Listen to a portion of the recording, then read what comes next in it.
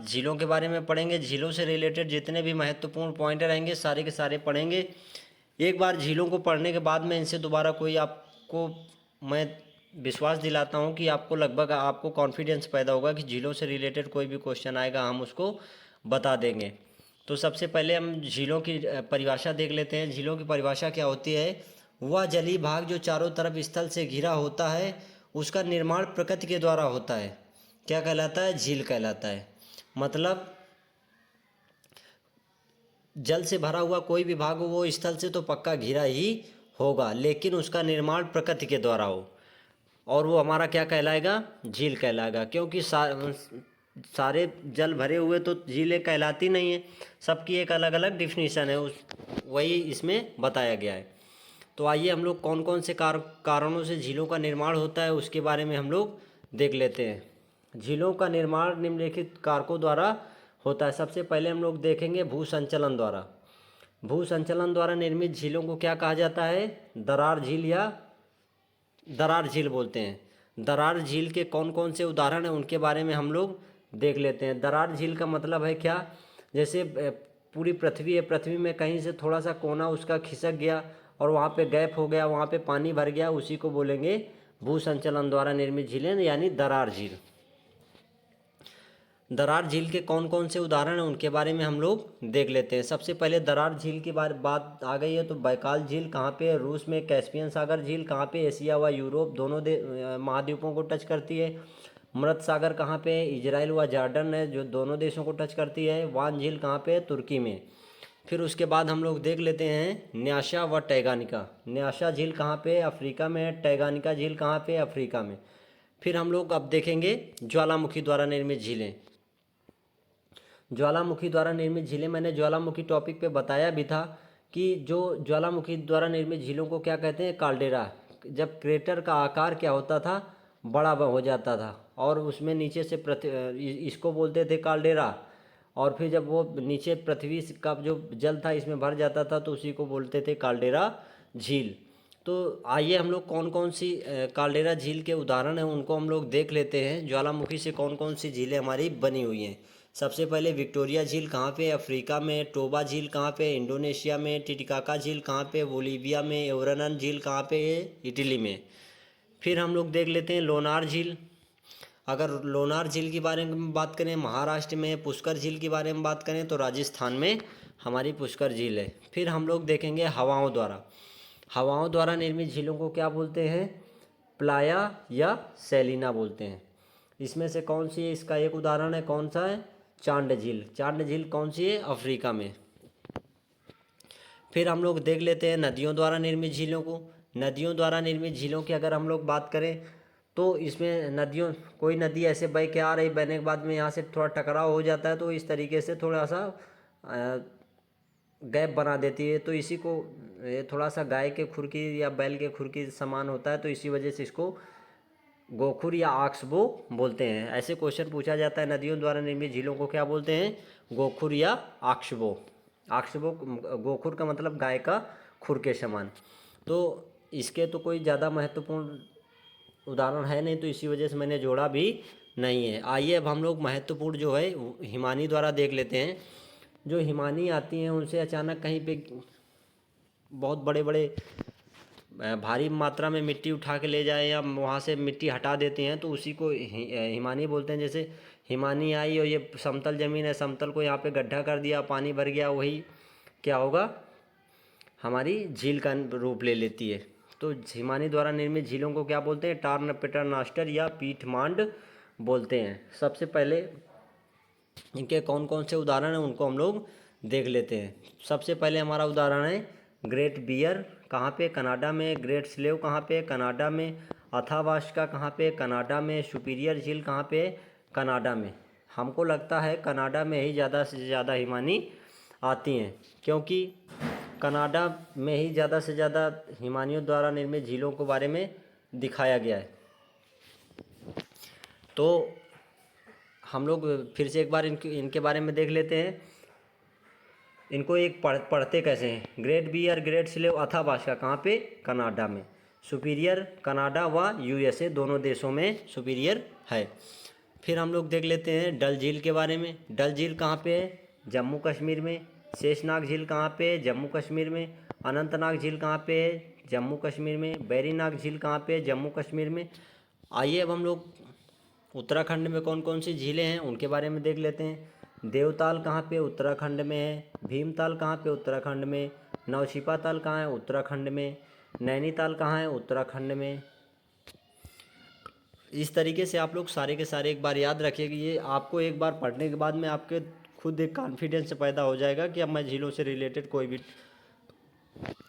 Question हो मुझे मैं उसको हल कर लूँगा। फिर नैनीताल उत्तराखंड में हो गया। खुरपा ताल कहाँ पे? उत्तराखंड में हो गया। फिर राकस ताल, ये बहुत इंपॉर्टेंट है, कहाँ पे? तिब्बत में। ये बात आप लोग उत्तराखंड ही उत्तराखंड मत लगा देना, इसको ज़रूर आप लोग याद रखिएगा कि राकस ताल तिब्बत में। फिर हम लोग सागरी लहरों द्वारा निर्मित झीलों को हम लोग देख लेते हैं। सागरी लहरों द्वारा निर्मित झीलों को क्या बोलते हैं? लैंगून झील या अनूप झील बोलते हैं। ये वाला जो सागरी लहरों वाला है ये इतना महत्वपूर्ण है कि ये जो चिल्का झील इसमें जो फर्स्ट उदाहरण दे रखा है ये आपको बहुत सारे एग्जामों में इसके बारे में पूछा गया है। ऐसे डायरेक्ट क्वेश्चन पूछा गया है कि सागरी लहरों द्वारा निर्मित झीलों को क्या कहते हैं? लैंगून झील या अनूप जो झील, उसमें ऑप्शन दिया हो या 4 ऑप्शन अलग से दिए हों, एक ऑप्शन चिल्का हो या कोलेरू हो या इनके नीचे जितने भी रिलेटेड हैं वो दे रखा हो, और 3 अलग हों तो पूछेगा लैंगून झील निम्नलिखित में से कौन सी है? वो हमारी कौन सी है? ये 4 हमारी जो दे रखा है वही हमारी लैंगून झीलें हैं। लैंगून झील में से सबसे बड़ी कौन सी है? चिल्का। चिल्का कहाँ पे है? उड़ीसा में। कोलेरू कहाँ पे है? आंध्र प्रदेश में। पुलिकट कहाँ पे? तमिलनाडु में। वेम्बनाड कहाँ पे? केरल में। ये बात आप लोगों को समझ में आ गई। ये चारों को चारों मैं फिर से एक बार बोल रहा हूँ कि चारों को चारों ज़रूर आप लोग याद रखिएगा, क्योंकि इनसे रिलेटेड कहीं ना कहीं एग्जाम में आपको देखने को ज़रूर मिलेगा। चिल्का कहाँ है? उड़ीसा में। कोलेरू आंध्र प्रदेश। पुलिकट तमिलनाडु। वेम्बनाड केरल। आइए झीलों से रिलेटेड जो महत्वपूर्ण तथ्य हैं उनके बारे में हम लोग देख लेते हैं। झीलों से रिलेटेड जितने भी महत्वपूर्ण टॉपिक हैं उनको पॉइंट हैं उनको मैंने नीचे रख रखा है कि कौन सी झील बड़ी है, कौन सी झील छोटी है, कौन सी खारे पानी की है, वही पॉइंट हमने यहाँ पे नीचे रखे हैं। तो सबसे पहले हमारा क्या है? विश्व की सबसे बड़ी झील कौन सी है? कैस्पियन सागर। कैस्पियन सागर, आप सागर देख के आप ये मत समझना कि ये झील नहीं, विश्व की सबसे बड़ी झील कौन सी है? कैस्पियन सागर। फिर विश्व की सबसे गहरी झील कौन सी है? बैकाल झील है, जो मैंने ऊपर बताया हुआ है। फिर नेक्स्ट पॉइंट हम लोग देख लेते हैं। नेक्स्ट पॉइंट की अगर बात करेंगे तो सबसे अधिक लवणता वाली झील कौन सी है? वान झील है। वान झील, लवणता का यहाँ पे मतलब है समुद्र के जल में कितने पदार्थ घुले हुए वही हमारा लवणता है। फिर हम लोग नेक्स्ट पॉइंट देख लेते हैं। विश्व की सबसे बड़ी मीठे पानी की झील कौन सी है? सुपीरियर झील है। विश्व की सबसे बड़ी मीठे पानी की झील कौन सी है? सुपीरियर झील। फिर नेक्स्ट पॉइंट हम लोग देख लेते हैं। विश्व की सर्वाधिक ऊंचाई पर स्थित झील कौन सी है? टिस्सिकरू है। ये बात आप लोग याद रखिएगा। फिर हम लोग देखते हैं विश्व की सर्वाधिक ऊंचाई पर स्थित नौकागम झील। आप लोग इसमें कंफ्यूज मत होइएगा कि नौकागम ऊंचाई पर है और जहाँ नावें चले उसको लगा देना टिटिकाका, और जहाँ नावें न चले, नाव का मतलब बोट होगा यहाँ से, नौकागम जहाँ पे नावें चलती हों वो कौन सी है? टिटिकाका, और जो सर्वाधिक ऊंचाई पर टिस्सिकरू। फिर हम लोग नेक्स्ट पॉइंट देख लेते हैं। नेक्स्ट पॉइंट, भारत की सबसे बड़ी झील कौन सी है? चिल्का झील है। फिर भारत की सर्वाधिक लवणता वाली झील कौन सी है? सांभर झील, जो कहाँ पे है? राजस्थान में है। भारत की सबसे बड़ी लवणता वाली झील कौन सी है? चिल्का झील। चिल्का झील मैं भी गया था। चिल्का झील जहाँ तक दिखेगी आपको पानी पानी ही दिखेगा, और इसका पानी जो है वो बिल्कुल खारा है, नमक जैसा। तो नेक्स्ट पॉइंट हम लोग देख लेते हैं। भारत की सबसे गहरी झील कौन सी है? डल झील। डल झील कहाँ पे है? जम्मू कश्मीर में। फिर हम लोग नेक्स्ट पॉइंट देख लेते हैं। भारत की सबसे सर्वाधिक मीठे पानी की झील कौन सी है? बुलर झील, ये भी जम्मू कश्मीर है। पहले झीलें जो हमने बताया तथ्य बताया वो विश्व लेवल के थे, अब ये जो नीचे बता रहा हूँ ये भारत लेवल के हैं। तो ये बात आप लोगों को समझ में आ गई होगी। भारत की सबसे मीठे पानी की झील कौन सी है? बुलर झील।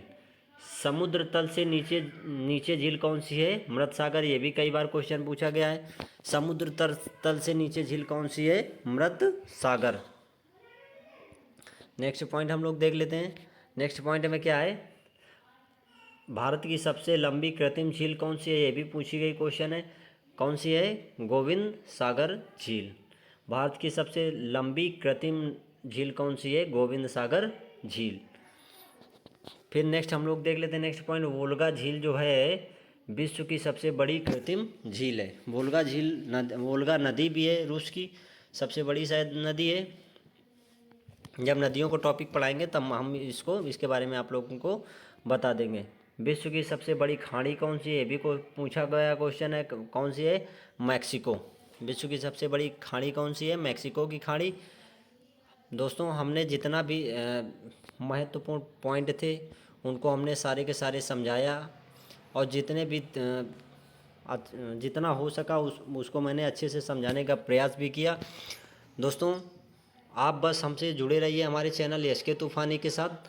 आपको मैं विश्वास दिलाता हूँ कि आपको भूगोल से रिलेटेड आने वाले समय में कहीं से भी समस्या नहीं होगी, क्योंकि मैं एक एक पॉइंट करके धीरे धीरे सारे के सारे वीडियो आपको ऐसे मुफ्त में फ्री में ही डाल दूंगा, जो आपको एग्ज़ाम में बहुत ही सहायक होगा। धन्यवाद।